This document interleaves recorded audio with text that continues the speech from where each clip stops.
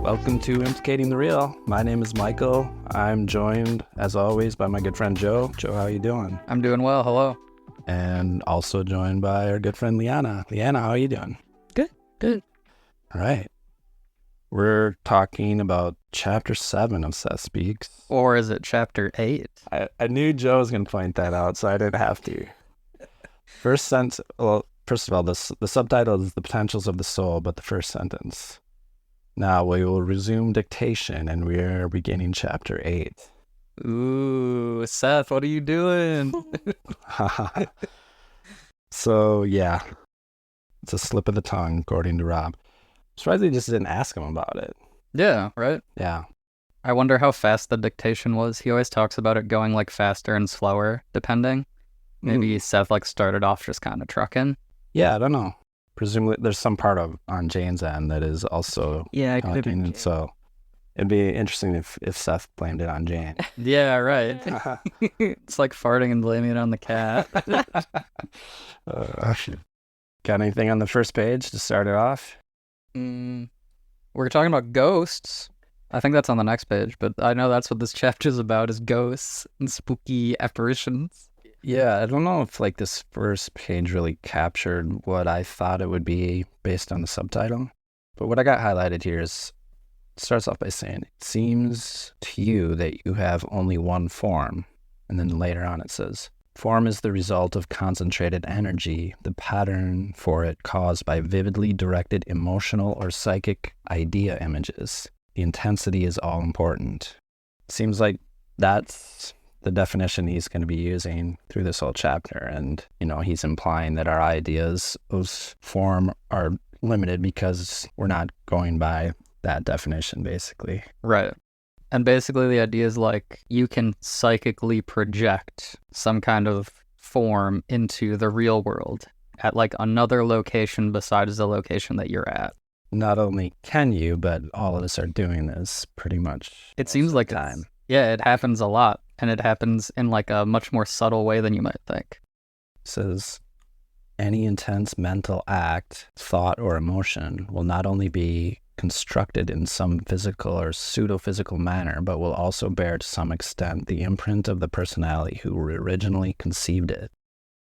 It makes me think of this is just kind of what reality is. It's it's focus and it's energy, and the energy is flowing through the focus, and we're this kind of nascent, we're just waking up to this aspect of what's happening, even though we're all already performing these things. Yeah. I'm going to read this part to help get the image in your mind. It says, to help you imagine what I'm speaking of, you might think of them as ghost images or shadow images, though this is only for the sake of analogy. Forms, for example, just beneath, that have not emerged completely into the physical reality as you know it, but are nevertheless vivid enough to be constructed. You would think them quite real indeed if you could see them. And I agree. I think I would think they were real if I could see them. Later on this page, he goes on to say, you may suddenly strongly wish that you were standing by a beloved but distant familiar seashore, for example. This intense desire would then act something like a core of energy projected outward from your own mind, given a form, your form. The place that you had envisioned would then attract the form, and it would instantaneously stand there. This happens with great frequency. I talked about my experience with my friend and I, that we saw the same sort of hallucination on the beach, and this is literally a potential explanation. Yeah. He could have, if he was speaking to me, he'd probably, the next paragraph, he'd be like, and if there was two knuckleheads there tripping on acid, they might actually even perceive this form. Yeah. Well, it says that too, right? That if you're thinking of a dear friend or something, they might actually be able to visually see you. I think we brought that up before too, but I feel a lot of people have that experience where, the phone rings and they're like, oh, I was just literally thinking about you. I feel that's our experience of those sorts of things. Mm-hmm. That's the low level experience. We're not actually perceiving a thought form or emotion form in the room, but it makes us think of that person. I feel that's a good way of kind of imagining this on the higher dimensional level, right? Is maybe less a spooky ghost floating around in the world, but more like my psychological entity and your psychological entity just happen to be on this other plane of existence, kind of like coordinating more closely with one another. So like inevitably, like your thoughts will just kind of be drawn towards that other person, you know? Mm-hmm. Yeah. I mean, that's a question, is like, why do our thoughts take the direction that they take? Yeah. You know, we have some conscious control over it, but oftentimes it's just kind of like happening, you think? I agree. Yeah. I mean, so recently I've been trying to keep more of like a dream journal, right? Yeah. Try to get into the lucid dreaming thing. And a thing that I'll notice in dreams a lot too is that like oftentimes I'll have people show up in my dreams, and it's always kind of curious which people that is, you know? Like it might be a friend that you haven't thought of for years, and then all of a sudden they're just like vividly there with you in your dream, and it's like, why did you come up right now? Like why was it that this person of all people showed up? Yeah, it always brings up big questions like that.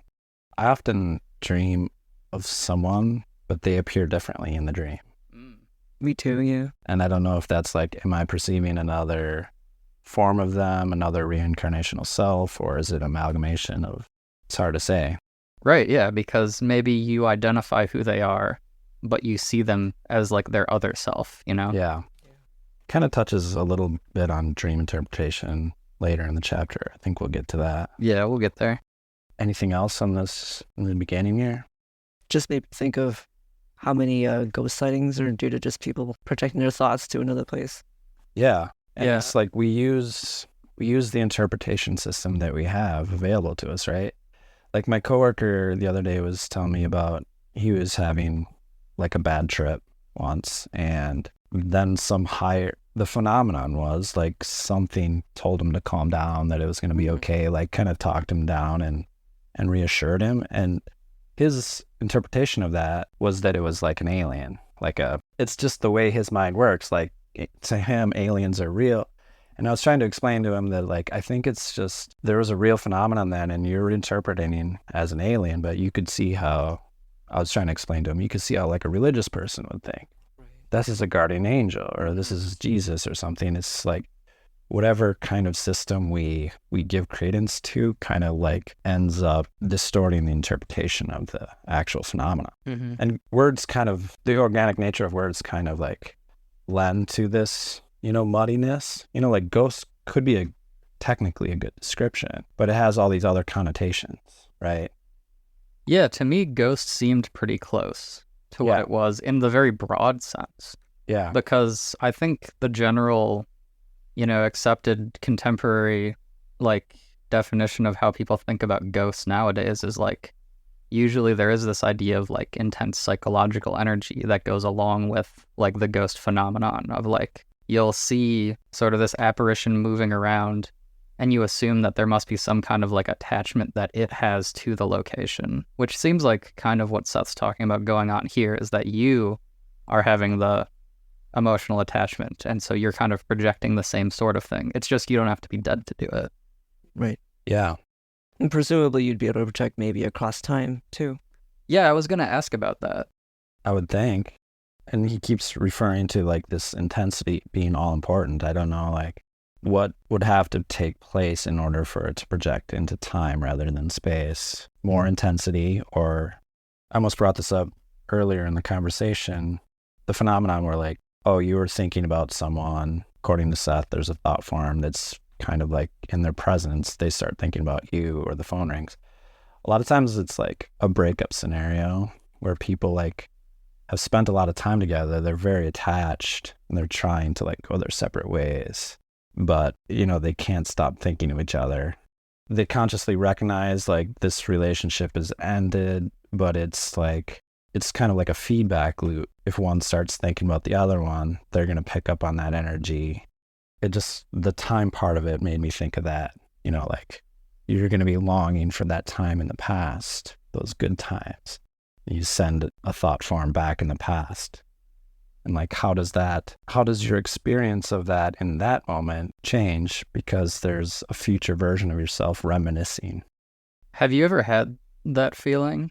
It seems to me that sometimes I'll be at a very important emotional point of my life, And like while you're experiencing it, you have this like dual experience of like you're in the moment doing it, but you also have the higher level thought that, you know, this is important. Like this is a foundational moment.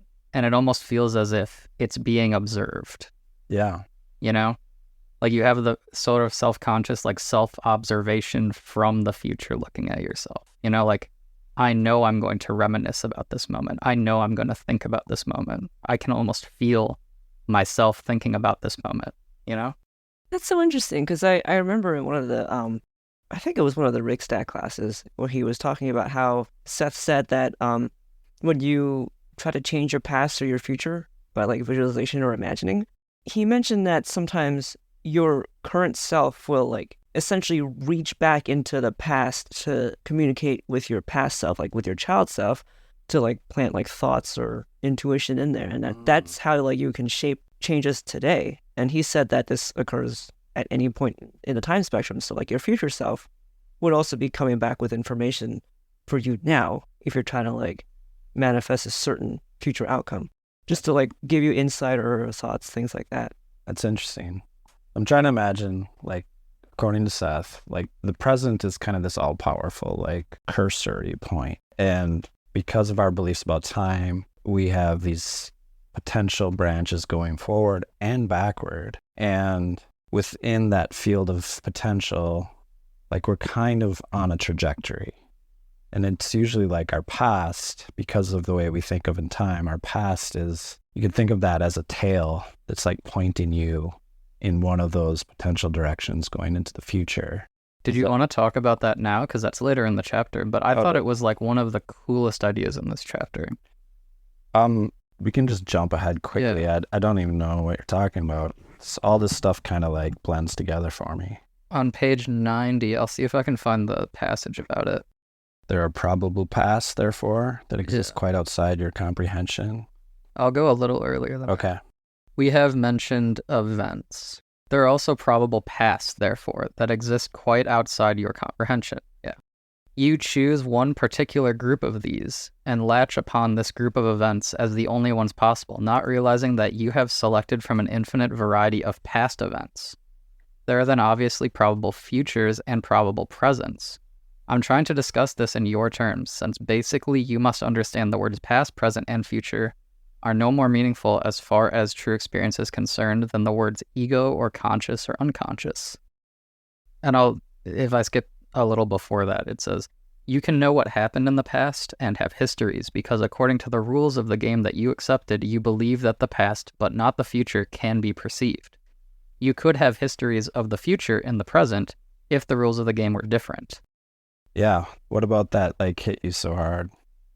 It's just such a radically different way of understanding temporal experience. Yeah. Because it really does privilege that idea of like the eternal now, you know? Yeah. It's all powerful. Yeah. In that sense. And presumably we're changing our past all the time and we just don't realize it because we're married to this idea that it's this one fixed thing.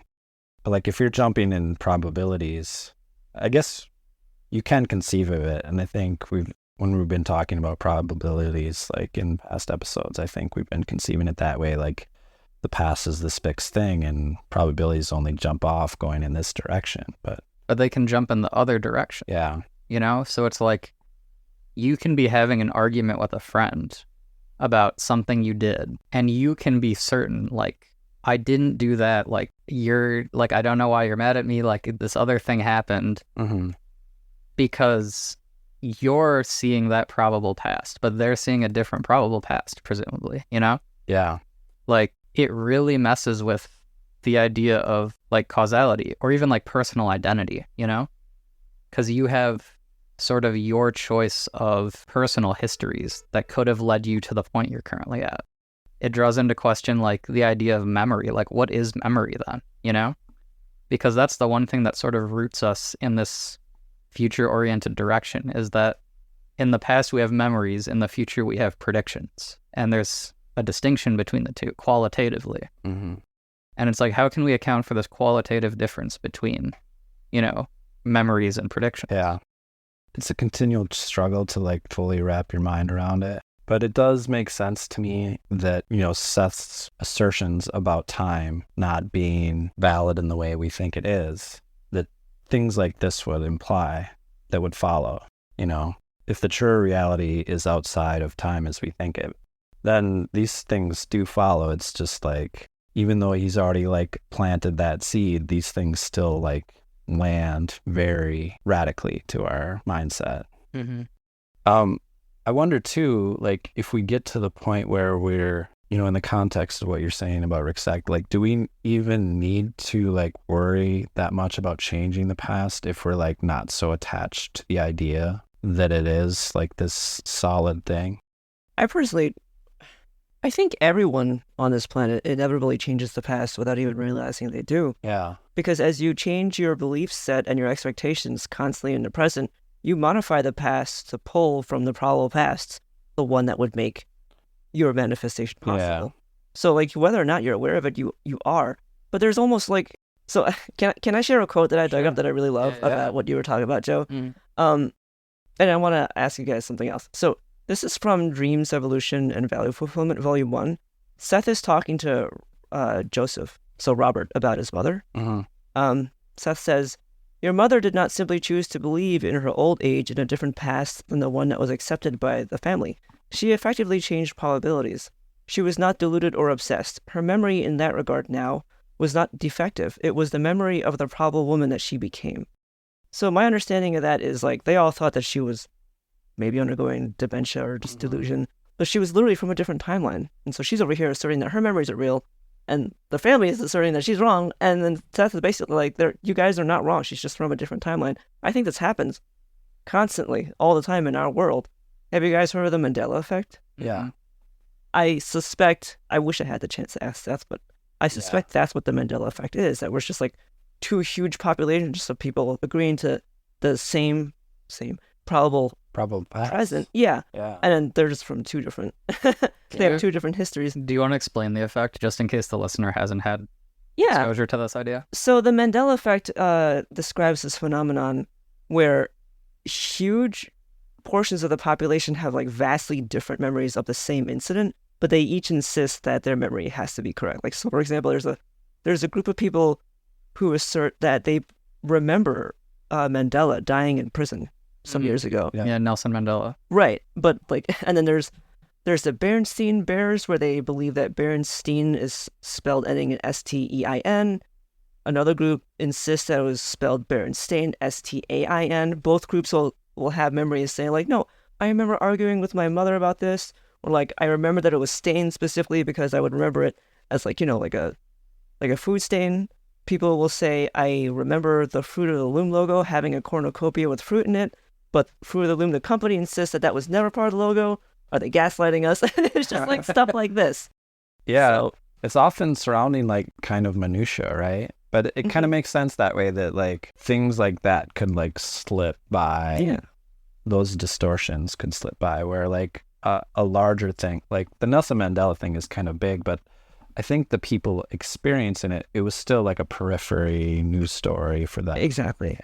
Yeah. Yeah, presumably Nelson Mandela didn't be like, I remember dying in prison, Or his like wife had one memory, and But Seth is implying that you almost could have it, to that extent. Right. Yeah. Right. You said you wanted to ask us something else? Oh, that was it. Oh, okay. But like, to answer your question of like whether or not we need to change the past, some people who are in like law of assumption, law of attraction circles will use something called revision, which is essentially changing the past to get what you want today. It's not necessary, it's just a technique, but you don't have to go that way. Like I personally am more of a fan of changing the present going forward, because that's just easier on my belief system. Yeah. But I've had situations where it seems to have happened, but I don't really dig too much into it because I'm more like future facing. Yeah, I'm trying to imagine a situation where it would seem more necessary to like change the past. It's usually situations where something horrible happened, you fought with a friend, you did something embarrassing, you don't want people to remember. Yeah. Yeah, that seems like it could be challenging if you are more in the mindset of trying to achieve sort of like grieving and acceptance, sometimes. Yeah. Like if you have had like a traumatic experience in the past, I think a lot of people would say part of the healing process is to acknowledge it and to say that like this did happen and it was bad and like these things are all true about it. However, that doesn't define me, you know? Yeah. Whereas it almost seems like if you're trying to like very intentionally retroactively like cancel that potential past from ever having happened to you, it almost fits into the what do they call it, denial stage, right, of grief, where you just want to like say like this didn't happen at all, you know? Yeah. Even though you're still potentially in the present carrying some of the trauma as scars, like psychologically, you know, so you're not really addressing them if you're ignoring them. Right. There is a type of therapy, I don't know what it's called, where you address past trauma by instead imagining what you would have preferred to have happened, which is essentially exactly how you do revision. Yeah. Yeah, it's because you do see value in just coming to terms with something that bad happened. Like there's a lot of growth and development that happens from that. I'm wondering if it's like for some people, certain things, it's so traumatic that they're not going to really get a lot of growth and value, then maybe they'd want to change that. But you can see how like having too much power to change the past, you could just deny yourself that growth and development all the time. You know, it's like the person bringing it back to like video games or something, but like they want like a perfect game or something. And every time something goes wrong, they just have to like start over. Mm-hmm. And you can see like, okay, there's value in that. Like you can get your perfect game, but like if you always go about it that way, you're missing out on some other sense of growth and development. Well, that's one thing I wonder about too, is if we can change the future and we can also change the past that connects to the present that we're at, in what terms are we talking about growth and development? Because you could be on one path that is like very much a growth path, but then you could just suddenly jump to a different potential past, and then that past never actually happened, right? Or it only potentially happened. Like it seems like they're all kind of always around potentially. They're all equally real in their potentiality. That's a good point, because I think on the higher level, your value of growth and development is just developing these skills, right? And so like if we're coming at this consciously and we want to put this into practice, maybe when we change our past, we might be able to carry a present memory of the past that we had changed from, whereas Rob's mother having dementia just slipped in and like had no recollection. Like she wasn't aware of what happened, so she wasn't even aware of her present position, supposed past, right? I guess maybe your higher self kind of juggles these values, these different value systems that are like maybe in conflict in certain situations, where it's like it's not going to let you just like switch from all these experiences that would otherwise provide you value. I suspect that even if you do switch timelines, you still retain the overall lessons and takeaways from your experience. Maybe, yeah. Or a part of you does, or a higher part of you, maybe. Especially since Seth says that you can draw from abilities and skills of all your probable selves and all your reincarnational selves. So yeah. I know, like, I've had this feeling, and I think a lot of artists have said it, but like, they feel like they know they're not going to die until they're done with this like project that feels very important. Yeah. Have you ever heard of that? I have not, but it reminds me a lot of people who like stay alive until the daughter gets married or graduates or something like that. Yeah. You know? It's like the will to live. Yeah. It's just like this weird, like, intuitional confidence that like, I know nothing's going to happen to me before I finish this because it's that important. And it could be pure delusion, but I think it ties into, stuff we're talking about here. I mean, every time I've experienced someone say something like that, there's also like, it's like so confident and it's so like calm. You know? Like you would expect that they would be worried about like needing to make it to the end of, seeing their daughter get married or finishing their project. But there's always just that like very calm demeanor about it. I think that just speaks to like the depth from where that feeling comes. Mm-hmm. Interesting. So here's a question about the ghost thing. Here's the burning question I had, right? If I'm projecting out this like ghost image and it like shows up in my friend's like bedroom or whatever, like he's hanging out and all of a sudden there's just like me like staring over it, right? Because I'm just like imagining, I'm just like, it's very ghost-like. I miss my friend. I haven't seen him in forever. Yeah. And it just like shows up. We made a lot of hay in the first couple of chapters about how like your perception isn't perception, it's creation, right? Where like by perceiving something, I'm actively creating it. Yeah. I think it's important to remember like a distinction that we're like creating and perceiving. So our like inner self is creating and our outer ego is perceiving. You know, it's like you're the actor, director, producer, all those things. Like part of you has all those roles. But if I'm the one projecting out this ghost image, am I creating the physical instantiation of the ghost image, or is my friend who perceives it creating the ghost image? I think it's the latter, because Seth has said in the past that like essentially we are constantly broadcasting our thoughts to the extent that there are no secrets. He's said at some point, I wish I could dig it up, but do you remember this, Michael, where he was like, essentially there are no secrets. You can't keep secrets from your friends because your thoughts are constantly transmitting, and that's how there's no closed systems. But exactly. I would say like both probably, because you're creating it, but like we're all creating our own perceptions as they are physically. So I feel like you're always like drilling down to this like what's really real point. Yeah. And at some point when Seth is talking about like, okay, there's 3 of us in this room, we're each making this table, that there is like this, I don't know if it's electromagnetic or there's some sort of reference point that we're all there's a silent agreement among us, and I think that's through thought transmission. Yeah. So I think you projecting your thought form to your friend is sort of like providing that point that he can create the image of you if he's going to perceive you. Right. Because presumably when he sees me in person, he's doing the same thing. Yeah. Right? Yeah. Okay. Yeah. And then I don't know where the quote is. There's one part where Seth talks about how this phenomena is like real in the physical sense. Like our scientists haven't figured out a way to study it yet, but we could get to the point that we could like measure a like ghost radiation or whatever. You know, like, did you ever watch the show where like the dudes would like go into the haunted houses with the little like electromagnetic readers and they'd be like, a ghost, come out. Blah, blah, blah. Yeah. What was that called?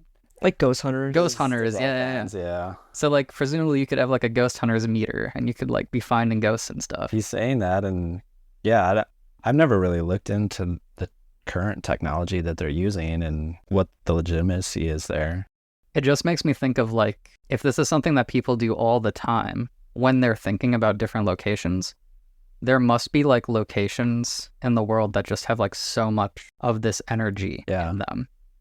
Because that could be the very technology that's necessary for this, but you still need to set up the experiments in a more like intentional way, I think. Like you'd have to do it where there's like a control group trying to like project to a certain place, and then the timing lines up, you know? Well, presumably like the place I immediately thought of is like, what if you went to like the temple in like Mecca, you know? Because that's like on a schedule. It's like regularly this time every day, every Muslim is like thinking about this location, right? Yeah, that's a good... And they're in like a state of prayer. Yeah. So it's like if this is true and there actually is measurable energy, there must be an incredible amount of energy there, you know? That reminds me of, I don't know like how much this study has been repeated or to what extent, but I know there was like years ago that like the country, a bunch of people decide we're all going to like meditate on during this time or this day. And like apparently like the rates of like violence across the country like dipped during that time, like statistically. Yeah, because all of the meditators weren't doing crimes. I mean, that's the logical conclusion. Put down your gun and meditate. Right. We talked earlier about the latest insult that the kids are using, NPC, non-player character. And then I asked like, I proposed like Seth would say there is no such thing as NPCs. And this phenomenon that we're talking about now is like where we kind of like, you were questioning like, is that true? I think we were getting to this, like these sort of thought forms. And my understanding that there's like gradations of like how vivid and powerfully they come through. And he's also saying like at a certain level, I don't know where the quote is, but if you put enough energy into it, Maybe this is it. If the desire were still more intense, the energy core would be greater and a portion of your own flow of consciousness would be imparted to the form, so that for a moment you in your room might suddenly smell the salt air or in some other way perceive the environment in which this pseudo-image stands. So like, this is kind of my point to like, there's all these gradations, but I think Seth would probably say that there literally is no like NPCs happening in reality. I would agree. Can I read a quote? Yeah. This is later on in this book, chapter 16. He says, each mental act opens up a new dimension of actuality. In a manner of speaking, your slightest thought gives birth to worlds.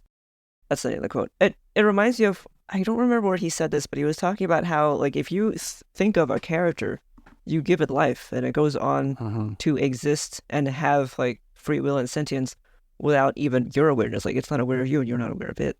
Yeah. So, write fiction carefully. Yeah, out here making tulpas. Well, yeah. It makes sense if we're taking this idea seriously that everything is consciousness, that like things would just happen this way. Reality is just like this rich. You know, if we get out of the idea of like physical limitations, there's no limitation to like energy or space or, you know, durability. Like all these things don't have the constraints that our mindset would put on. And I think it says later on in this chapter too, Seth is talking about how like even unknown to us, we're projecting out into other realities too, right? Yeah. Where there's like stuff happening in other realities that we're taking part in that we just don't even think about, right? Yeah, so I wonder how many alien sightings are just aliens daydreaming in their bed. Yeah, right. About Just, Earth. like popping into Earth, like, oh, this is kind of weird. All right.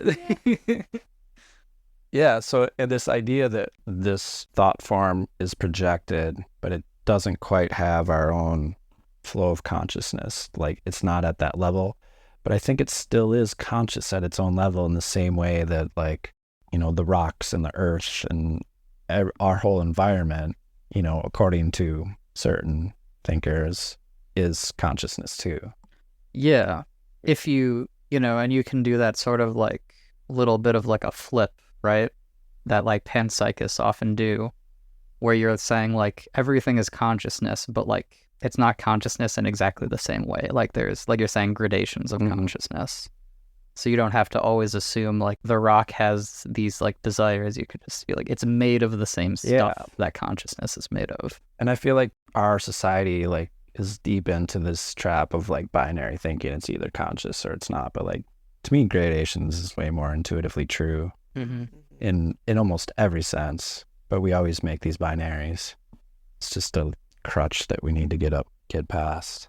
Yeah, I mean, set theory is intricately involved in logical thinking, right? You have to be able to say that something either is or is not inside of the category. Yeah, at least when you're doing that, you're like consciously stating that you're doing it, right? Right. You're not like projecting it over it's an phenomenon that it doesn't belong to. Right, it's an abstraction of reality, and consciously so, you know. Are we on 87 now? I was going to read this last quote on 86. It's just kind of a repeat, but your physical form is the result of great emotional focus. The fantastic energy of your psyche not only created your physical body, but maintains it. It is not one continuous thing, although to you it seems permanent enough while it lasts. It's kind of a repeat. I forgot about that part. You're like flicking out of existence too, physically, right?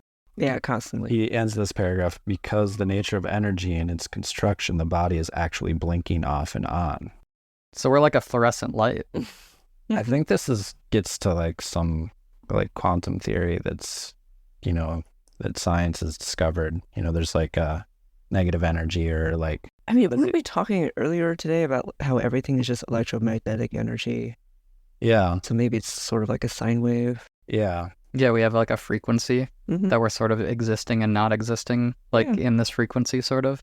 Seth touches upon this, and I just can't quite remember where and what terms he's putting in, but like there is kind of like a reverse world almost, right?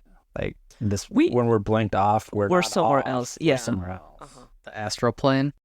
Not the astral plane, but... Sometimes I wonder if it's just everything else that he says we are not currently focusing on. So it's not like only 2 phases. It might be one of 10,000 phases or just constantly breaking through. Right, because a sine wave only moves in like one dimensional plane, right? Yeah. But like if you have a sine wave in a higher dimensional space, there's dimensions in which it's not oscillating, right?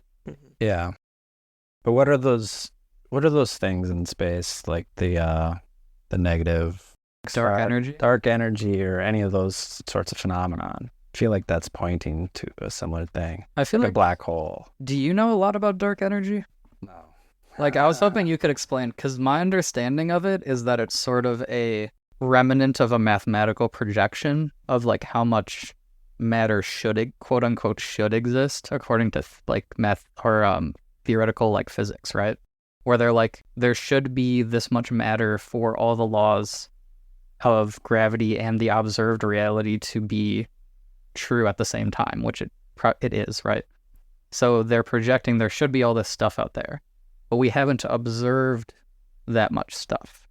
So the dark matter is really just the stuff that we haven't found yet, presumably, is my understanding of what that means.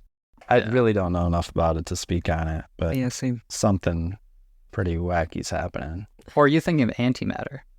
Maybe it's antimatter. I think part of the idea is that this dark matter could be in the form of antimatter, and that's why we can't observe it, because when antimatter interacts with matter, it negates itself, right? So it would be really difficult for you to observe antimatter, is potentially what the problem is. So like, yeah, I think you're right? Like there's the question of like, well, if there's this oscillation going on, maybe matter and antimatter are flipping, like trading places. Yeah. And just the on-off constantly thinking just gives more credence to the idea that we can change just that quickly. You know, if we have control, if our whole reality is blinking on and off and reforming, it lends to the idea that like there are really no constraints on like our ability to like change, you know, if we have these abilities, you know. It also, for all the philosophy knowers in the audience, this serves as a solution to Zeno's paradox. Can you give a brief rundown of what that is?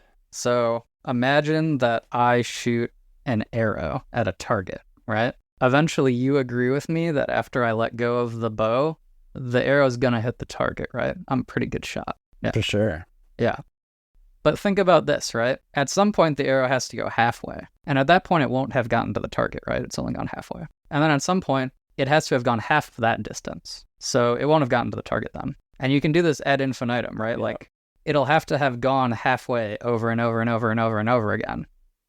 So there's the question of, well, if it has to do this an infinite number of times, shouldn't it never actually reach the target? It will only have, you know, gone halfway. Because infinity is so big, it should never get there? Right, because it will have never completed all of those infinite number of steps. And how does what we're talking about, like, explain that? Because if reality is oscillating to that extent, then it's not that the arrow is moving through an undifferentiated, you know, line of points, right? Like if we think about it mathematically, we're drawing a line and we're saying there's an infinite number of points along the line. But that's not true, because if reality is oscillating, there's a smallest potential distance, right? Because there's a fastest potential thing, which is light. So the distance that light can move in that oscillation time is the smallest potential distance that can exist, which means that reality is actually composed of pixels. Like discrete pieces of distance or time. Because for light to be moving, it's at one of those pixels, and then it oscillates off, and then when it oscillates back on, it's at the next pixel, right? I was thinking the same thing before you brought it up, like the pixelized nature to reality. Mm-hmm. And this is a thing that comes up with quantum physics as well, because there's this thing called the Planck length, which is the smallest length that can be measured. Because with quantum physics, there's a limit to the amount of information you can have of a system, right? You can't know all the information about any system. You have to give up some information to know some other information. And if you try to get, like, distance location, the smallest amount that you can get is set by Planck's constant. And that length is the Planck lengths. So according to quantum physics, reality should actually sort of work in this weird, like, pixelized way. Is that Planck length also related to the speed of light? Is it also, like, deduced from that? Is it based on the assumption that the speed of light is like the fastest? It's based off of the Planck constant, I think, which is used in a lot of calculations of different like things. So you can like trade off some things for other things, but there's this constant that like sort of is involved in how all of those things moved around. Okay. I don't know if light is or isn't involved in it. I'm not a physicist. Yeah. Maybe we'll have to try to get a guest physicist on the show at some point. Right, yeah.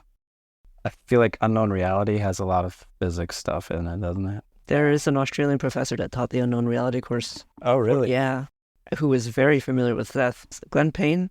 Does he have like YouTube videos or something? Oh, not I know of, no. Huh. Interesting. I had one quibble with Zeno's paradox, but like... many people do. But why is it impossible that infinity can't exist in a finite length and that an arrow can travel that? Do you know what I mean? Well, can you point to any existing infinity? Like, can you point to anything that it contains an infinity? Like, is there any example in the world of an infinity existing? Well, isn't that its own example? Like the length of an arrow or a length of anything, you could just keep dividing it. Isn't that an infinity? But that's the mathematical, like, formulation of a line, right? That's theoretical. Because, like, there's no such thing as two actually parallel lines in reality, right? In physical reality? In physical reality. There's the... Because space bends? Or why? Well, because, like, that's an evidentiary claim. You'd have to, like, say, like, no, I can find you some. And then the challenge is, like, okay, find me two exactly parallel lines. Mm-hmm. And then you can take, like, a micron, measure or whatever and show that they're actually not parallel, Yeah. The same thing with infinity. It's like, okay, you say a line is infinitely divisible. Go ahead, divide it up, So it's like theoretically infinite, but not actually infinite.